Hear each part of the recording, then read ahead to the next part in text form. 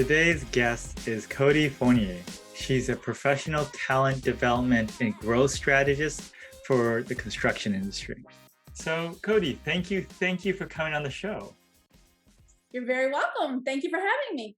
Yeah, so looking at your education background, I get the sense that early on you knew construction was something you wanted to do.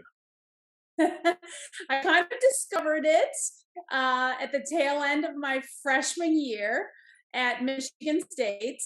I really did not know what I was going to do when I first got to Michigan State, but I ran across a fortuitous publication back in the day, and we're talking about 30 years ago. Michigan State published like a catalog, if you will. It looked like a magazine, and it had all the majors that you could choose from at Michigan State, which is a huge number because it's a very large public university. But at the back of the catalog, it ranked them in the order of highest starting salary right out of school. And and if my memory serves correctly, number one was chemical engineering and number two was construction management. And I was like, what is that?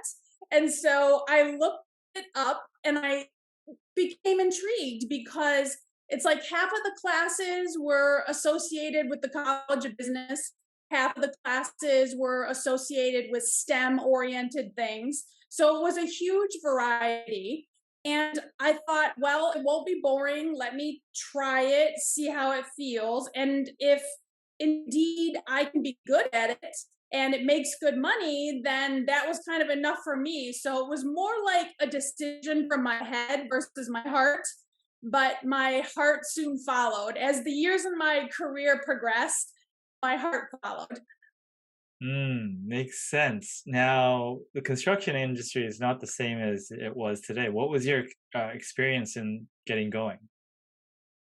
Yes, you're right. I have noticed a lot of changes myself. So I graduated with my construction management degree in 1991. And I started as a field engineer with Turner Construction, hired out of Detroit, immediately transferred to Miami. And there were very few women in the professional ranks within Turner worldwide. There were very few. I'm sure I was one of a handful. So we're so positive. I was just very blessed to be surrounded by a group of people who were very open to mentoring me, were very open to helping me, giving me chances when I was so green and had no experience, and I was armed with nothing but my construction management degree and my pulse and mint and box boots, which I highly do not recommend you show up on a job site with mint and box boots. But I just was very blessed to be surrounded by a lot of people who were willing to help me. And I think because so many people helped me in my career, that is why now, in the later stages of my career, I am constantly looking for ways to pay my success forward. Wow. As part of your mentoring, what is the most sort of memorable advice you got in the early days? Oh, that's an easy question for me to answer. First of all, I would say that one of the biggest blessings that happened to me when I was young is that there were a lot of people around me that were instilling the importance of actual field experience. And so this is something that I carry a torch for now. I would say I carry more than a torch. I would say I carry a very loud megaphone, and I scream this from every mountaintop that I can. That there is just no substitute for real field experience in the construction industry. There's just no substitute. First of all, you kind of can't get enough. And the more you do it when you're young, the better it will, have like an ROI to your career later on. And then also, I would say along that same line, another piece of really important advice that was given to me when I was young, and now I give it to others, is to distinguish the difference between the trailer and the field. So when I say it's really important to get actual field experience in the construction industry, the cute way I like to say it is the trailer ain't the field. So I really want to drive that home because if you ask a lot of people that come into the construction management industry, they will say they have the field experience. What they really mean is they have trailer experience. And I carry a torch for the importance of staying as long as you can in roles that are truly field driven, like being a field engineer, an assistant superintendent, superintendent, that sort of thing, where your primary responsibilities are subcontractor coordination, safety, quality control, and everything that is happening outside the trailer, not the administration of paperwork inside the trailer. So that piece of wisdom was really drilled into me during my first 4 or 5 years. And I'm extremely grateful to have been given that advice because that has made a huge difference in my career. Yeah. And then I think you went very shortly after this experience towards the owner side. Tell me about that. I did. Probably one of the biggest themes of my career, if somebody were to study it, as a case study, the biggest theme that would stand out is well-roundedness. So I was very intentional in my desire to become well-rounded in the industry and wear many different hats. So after about 5 years in Turner's world, where I did a large variety of things from field engineer to assistant superintendent to cost engineering, back to assistant superintendent, estimating, back to assistant superintendent, that sort of bouncing around and getting well rounded. Then I left general contracting and I went to the owner side of the equation, became national manager of construction for Blockbuster Video, back when Blockbuster was a thing, back when Blockbuster was on every corner.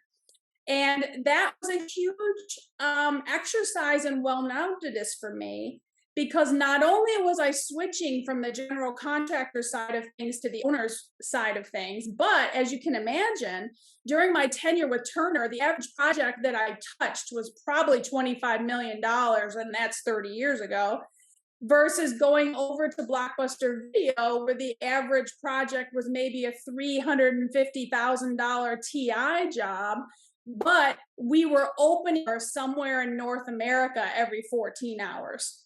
So it was the pace of the development that added to my well-roundedness. And then after my tenure with Blockbuster Video, I went back to general contracting. But again, I became more well-rounded in that decision because instead of working for a big global company like Turner, I went to work for a very prestigious regional contractor in Florida that did nothing but 100% negotiated design, build, and integrated project delivery projects in South Florida. So that was another exercise in well-roundedness. And then even more so, when I joined that company, I was vice president of business development. So I was switching from an operational capacity to a business development capacity. So in all of those kind of first 20 years of my career, I was intentionally trying different things and wearing many different hats. As you were transitioning through roles, did you acquire new mentors? Like, how were you adjusting? Did some of that stuff come naturally? I was again very lucky to have had good people who trained me and taught me and were patient when I needed to learn. So probably the biggest transition that I had to make was switching from operations to business development. So when Miller Construction Company hired me to be vice president of business development back in the day, I remember having conversations saying with them, "Are you sure? Have you looked at my resume? I have no business development experience at all. I am pure operations." But they were very convinced that I had the right personality, the right potential talents, the right interest level, the right ability to communicate with influence, that they were convinced that if I shadowed them, the owners of the company, if I shadowed them for a period of time, that I could learn. And by the way, how lucky was that? Because when I look back at my career, I believe that particular role was the most serendipitous thing that ever happened in my career. Because picture this, Tats. If you are going to learn how to do business development for a general contracting firm, can you imagine a better scenario than doing it in one where they don't bid anything ever? And all you are doing is learning how to negotiate design build or quasi design build or some sort of construction management at risk contract. That is the best possible environment, which is now why one of the things that I do is help train and teach business development executives for general contractors, because I was so spoiled to learn in that kind of environment. So to answer your question, I really, that's why gratitude, it runs through my veins in so much of my career, because I really was lucky to be in situations where people taught me things that ended up becoming extremely valuable to my career. And now I make an effort to teach them to others. Yeah. So, what did you learn about business development being so close to the decision makers? What I learned is interesting enough is that business development has for construction companies, has so very little to do with construction. And it's like the irony of swallowing that pill. It's like I realized by watching, again, shadowing these owners of this company who had this highly successful business model of negotiated work. I learned that they weren't hiring us because we were necessarily tremendously better at construction management skills and behaviors than the next company. It was really more of the ability to manage the experience that the clients were having. So that's one of the big things that I also carry a torch for in all of my professional development trainings and consultation. Remember how I said earlier that one of the things I carry a torch for is the trailer ate the field, and you should get a lot of field experience? Another thing that I carry a torch for that came from my experience in business development is to recognize that because the industry is past its competitive tipping point, because almost all major general contractors have legitimate apples to apples competitors who can claim the same qualifications as everyone else can claim, you are really forced to differentiate yourself in other ways. And one of the most successful ways that the company I worked for differentiated itself is they could sell themselves as experienced managers over construction managers, if you follow what I'm saying. It was Yeah. more like there was a talent level, the project executives, the superintendents, the project managers, the people that were touching the clients on a regular basis, from estimating to pre-con to operations, they were extremely good at managing the client experience. So now, again, that is something that I work on helping others in the industry to understand, that ironically, the critical path from good to great, if you will, in the construction industry has no longer anything to do with construction, because everyone can do it. Yeah. So it's really now more about the managing the experiences that your clients are having, which creates a result that you want for them to come back to you and hire you again, or become a raving fan and refer you to other people. So that's an example of one of the chunks of wisdom that I learned the first time I ever wore a business development hat. Yeah. So let me sort of summarize to see if I have you correct. The average, deliverable skill level in all major construction sort of companies are comparable. Therefore, where the emphasis is where the customer touch points are. Make sure the proper people, the proper training, the proper communication is happening there. Even if you're all on average the same, that's what they remember is the interaction. So there's an extra bit of emphasis put on that. I believe so. I've seen it be hugely successful as a differentiator. One of the quotes that I like to use when I do this type of training is from Maya Angelou, that people will forget what you've said, they will forget what you've done, but they don't forget how you make you feel. And that quote has a lot to do with successful construction managers. Like, who knew that, the intersection of Maya Angelou and construction management, you'd find such gold there. But it has truly been my experience that it's not necessarily the people who know the most about construction that do well. It's the people who have the interpersonal skills and the empathy and the compassion to hold clients' hands through what often an extremely stressful, extremely traumatic experience. So the more you can empathize with what it is like to be the client and service their emotional needs, the better. So I teach classes and I do training around that subject because I have seen it be a differentiator. Of course, there are other differentiators beyond that, but the point is construction companies, and then therefore all of us who work for those construction companies, we can no longer sell ourselves the same way. Meaning we can't just say, well, our 30-second elevator pitch can no longer be, we deliver quality construction projects on time and on budget. Here's our testimonials from projects just like yours. How do we do it? We have the best people. Okay, every contractor will say that exact same thing. And here's the rub, it will be true. It's not even tried, it's true. Most companies have direct apples to apples competitors. So you really are left asking the question, what else you got? Which, by the way, is chapter 1 of my book. Yeah. What else you got? Because everybody else has those exact same qualifications. So you have to start thinking about what else it is you can sell. Yeah. And then you did some entrepreneurial stuff in your life. Was that sort of influence present in your family or close friends, or what decided you to do entrepreneurship? Okay, great question. First of all, no, I did not have entrepreneurs in my family. My father is a renowned aerospace engineer. My mom was a math teacher. So no, they were not entrepreneurs, but I was eased into comfort in the entrepreneurial world by a pretty cool story. It's worth telling.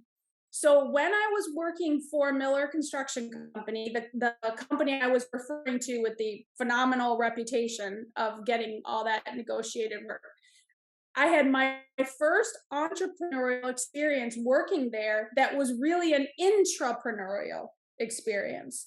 So while I was there, I was one of a couple of people who were allowed to take out a loan and buy a small percentage of the company.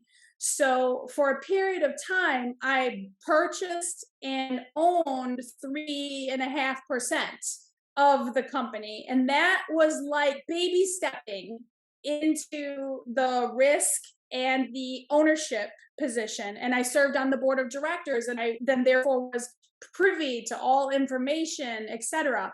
So it was like practicing being a business owner, but just taking a smaller amount of risk, but nonetheless still taking huge risk. I mean, the loan to buy my shares of the company was 3 times my mortgage of my house.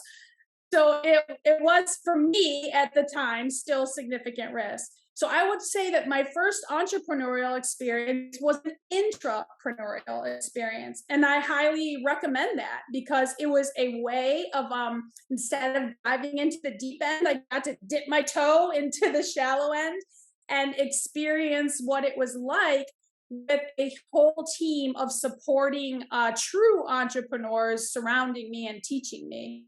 So that was my first step. And then after that, my first actual entrepreneurial experience was I went into a business partnership with one of our clients, and we started an owner's rep consulting firm that was focused 100% on capital improvement projects for healthcare work in the state of Florida. And so I did that for several years, and that was my first true entrepreneurial experience.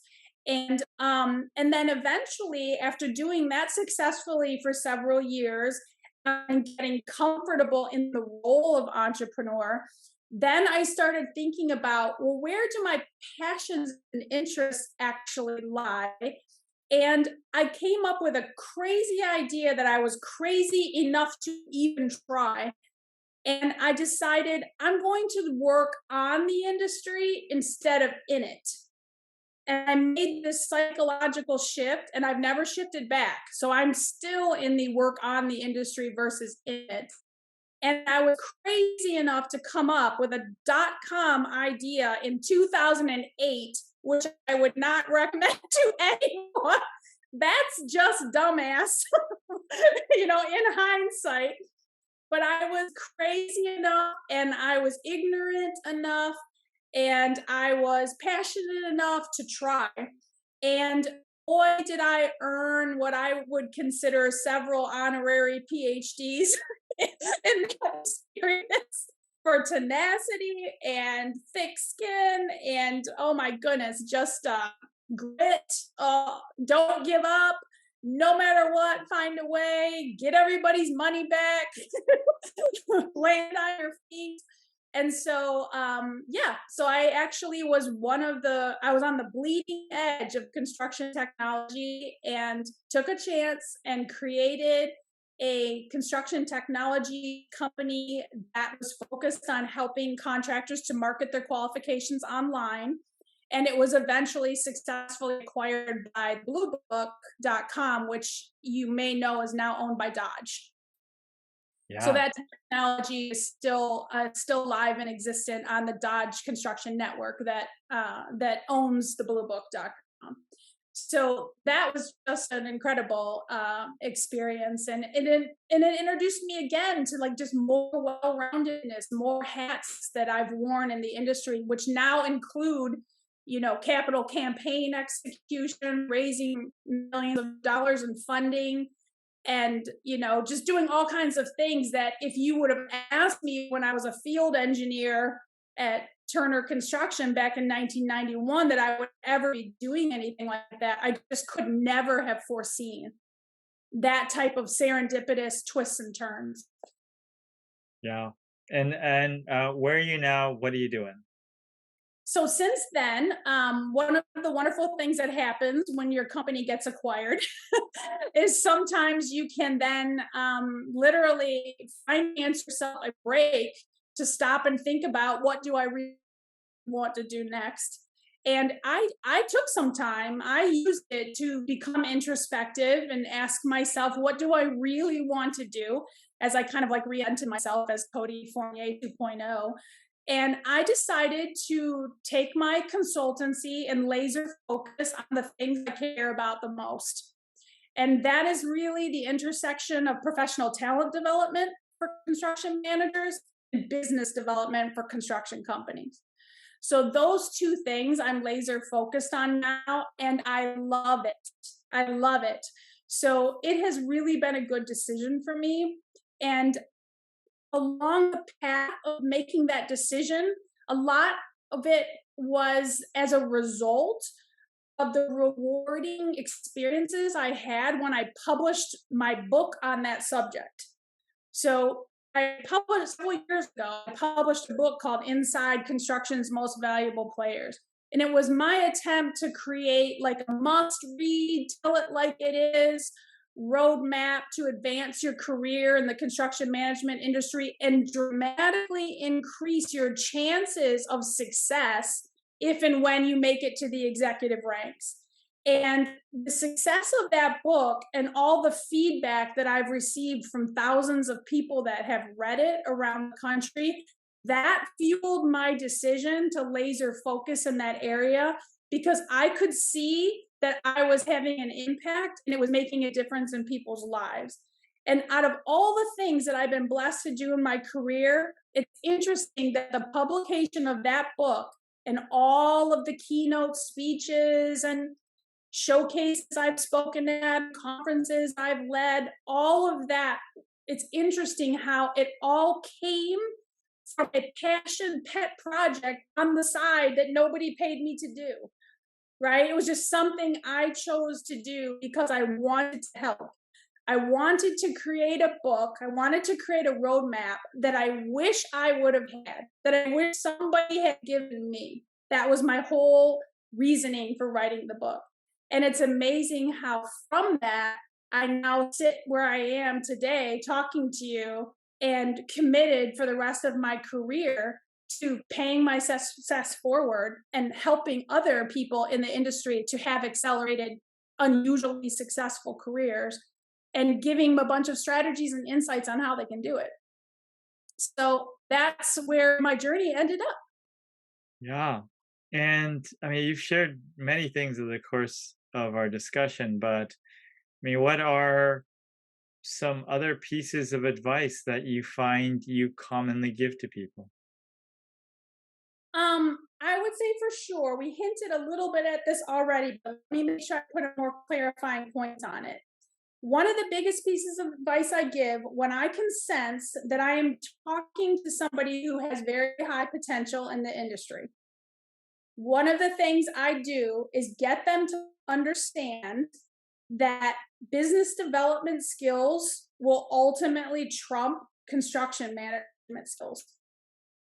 So if you, and that's a little bit counterintuitive because certainly when you're growing up in the ranks, whether you grew up in the trades or you went to construction management school and learned all about how to be a project manager, nowhere along the way do you get taught about the business management side of things or the importance of business development.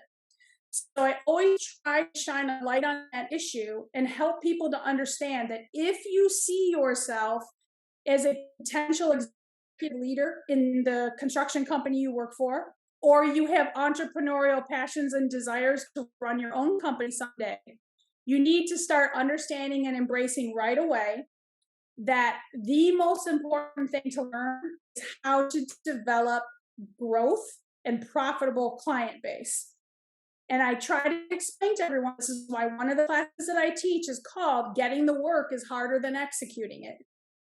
Because that is very, very difficult, very counterintuitive, and a little bit shocking for some people to hear. So the younger they are, the quicker you can plant that seed in their head to understand that at the end of the day, you will be most valuable to the construction company that you work for if you can become a seller doer and if you become somebody who can influence revenue generation. If you can make it rain within the company you work for, you're golden in any economic cycle. There you go. Is there anything that I did not ask you, but you wanted to share before we wrap this up? Oh, well, maybe I'll just say this. One of the things that's, I think, an important message for anybody that's listening that's like, say, in their first 5 years, the construction industry. What's important for you to know is that you have come into the construction management industry at a very unique time. And I think it's important for you to know and understand the unique nature that you've come into. So what's unique about it is that there's so many jobs and you're so in demand, okay? So pretty much all you have to have right now to get a start in a construction company is maybe you have a construction management degree, maybe that's not even required. You have a pulse and a willingness to work, and there's probably a job for you. But it's really important for these young people where that's the only thing they've experienced is being in high demand, right? And companies kind of fawning all over, competing to get your attention and for you to come work for them. It's important for you to understand that eventually there will be an economic swing. The pendulum will swing the other way. This is the nature of our industry. If you've been around long enough, you will see these economic swings. It's just that young people today haven't experienced one of those yet. So the reason I take the time to explain that to people is because the sooner the better you start thinking that, wow, at some point in time, I will have to differentiate myself against my competitors, against my peers. It doesn't feel like you need to do it right now, but I want to like grab people and say, trust me when I tell you, start developing your differentiators from the guy sitting next to you.